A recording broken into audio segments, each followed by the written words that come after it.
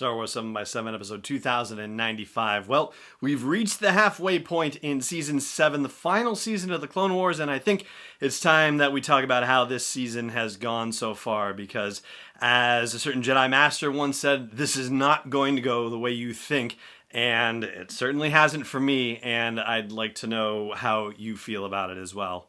Punch it!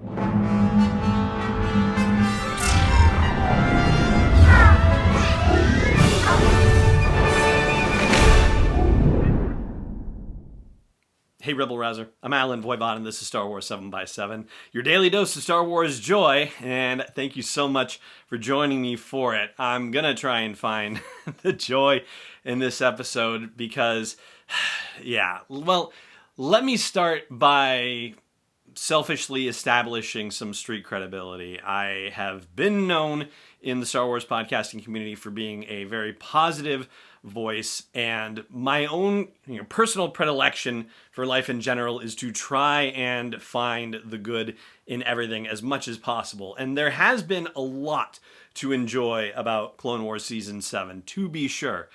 Also, I think there's a difference between just, being, angry or critical about things and just dissing things willy-nilly versus actually layering some critique on them. So criticism versus critiquing for all intents and purposes. And that's where I'm going to be trying to go with this, on the critique side and not on the criticism side. Because again, there has been a lot to enjoy about this season so far, but there are narrative choices that are very puzzling to me, and I wish I understood more about them. And I'd like to start a conversation with you about this because I'm wondering if, based on what you're about to hear from me, if you feel the same way as well, or if you've been feeling the same way without me having to say anything about it. And as one other thing, let me add that I think the way that I walked into Season 7 of the Clone Wars was thinking to myself, and again, this is ultimately me, so, this starts with my own perception of things. The fact that they've made such a big deal about finishing the Clone Wars, about this being the way that Dave Filoni wanted to end the Clone Wars, that he never got to finish this series, and so now this is his opportunity to do it, and that this was created as an opportunity by the fans, for the fans. I expected something different from what we're getting. So we'll start with the Bad Batch story arc, okay? First of all, a lot to enjoy about the Bad Batch story arc, and it was great to see it realized, going from the story reel version that already existed on the interwebs to actually seeing the final finished product, and to see the changes that they made over the course of years, coming back to it and making the little tweaks and adjustments here and there. I think for the most part were really well done. So the story itself was perfectly fine and enjoyable, and I think probably, one of the only negatives was, the issue that we talked about whether 2 and 3 should have been combined. And additionally, that this is the only dose we're going to get of the Bad Batch, unfortunately. Like, they've created some very memorable characters who perform very well on screen, and it's going to leave us wanting for more. Now, that being said, I just referenced the fact that this whole story arc existed in story reels previously, so the story's been told. And so I'm not sure I understand the decision to make that one of the final 3 precious story arcs for this final season of the Clone Wars. Now, tying this into the Ahsoka stories and jumping ahead a little bit, we know that the story of the Clone Wars is supposed to end with the Siege of Mandalore. Dave Filoni has expressed this in multiple interviews, and that's what we are getting with the final story arc of this season, the Siege of Mandalore. So that is great and fantastic, and totally excited to see it.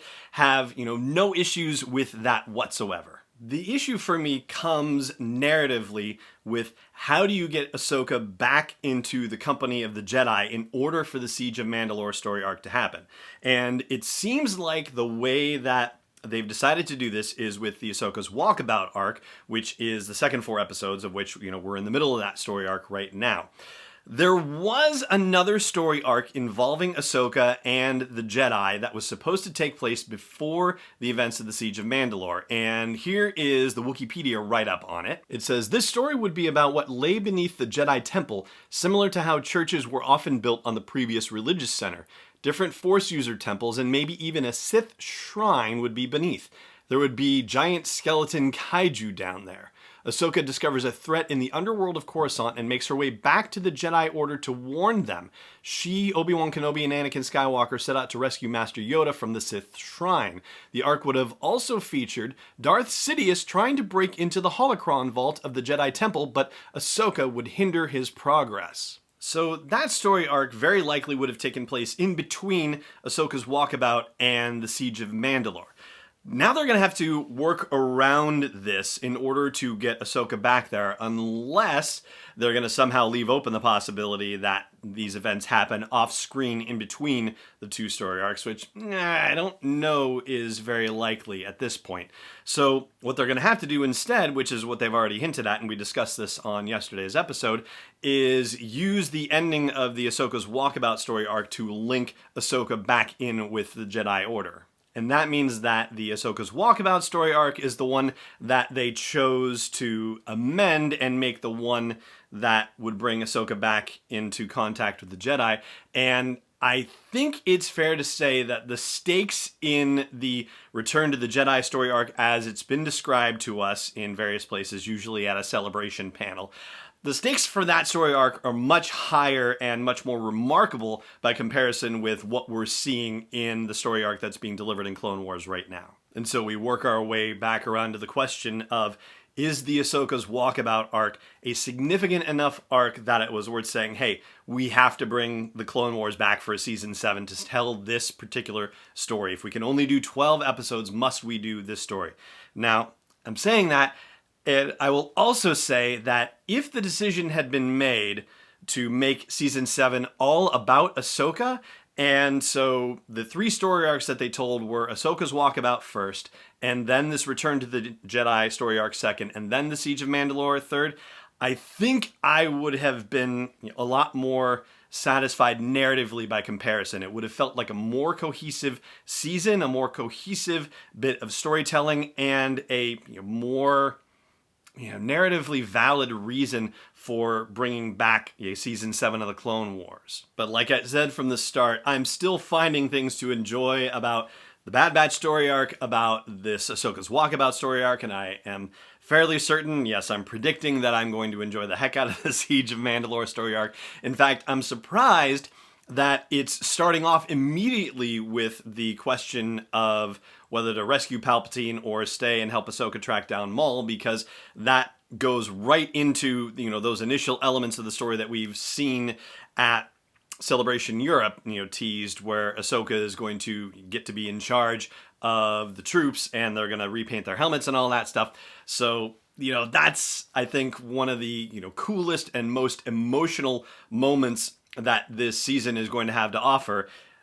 And then again, maybe not. Maybe there's going to be even more to come, but it's kind of surprising that it's coming in the first episode of the final story arc, which leads me to believe that there is a lot more excitement to come in the rest of the story arc, and I'm very excited for it. So again, there's a lot to like about this Clone Wars Season 7, and a lot to love too.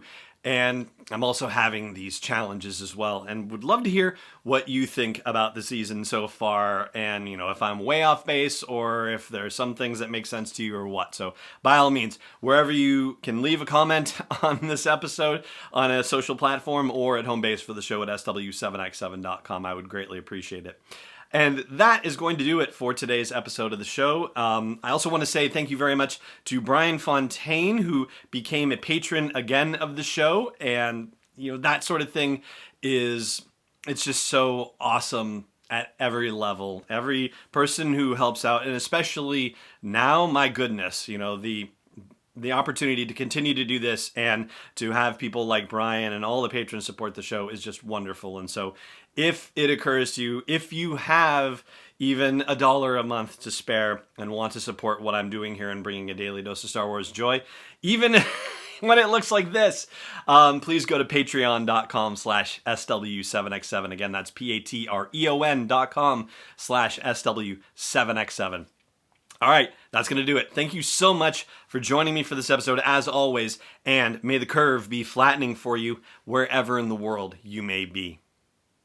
podcast is not endorsed or sponsored yet by Lucasfilm Limited, Disney, or 20th Century Fox. It is intended for entertainment and information purposes only. Star Wars, the Star Wars logo, all names and pictures of Star Wars characters, vehicles, and any other related Star Wars items are registered trademarks and/or copyrights of Lucasfilm Limited or their respective trademark and copyright holders. May the Force be with them. All original content is copyright 2019 by Star Wars 7x7. We hope you love it.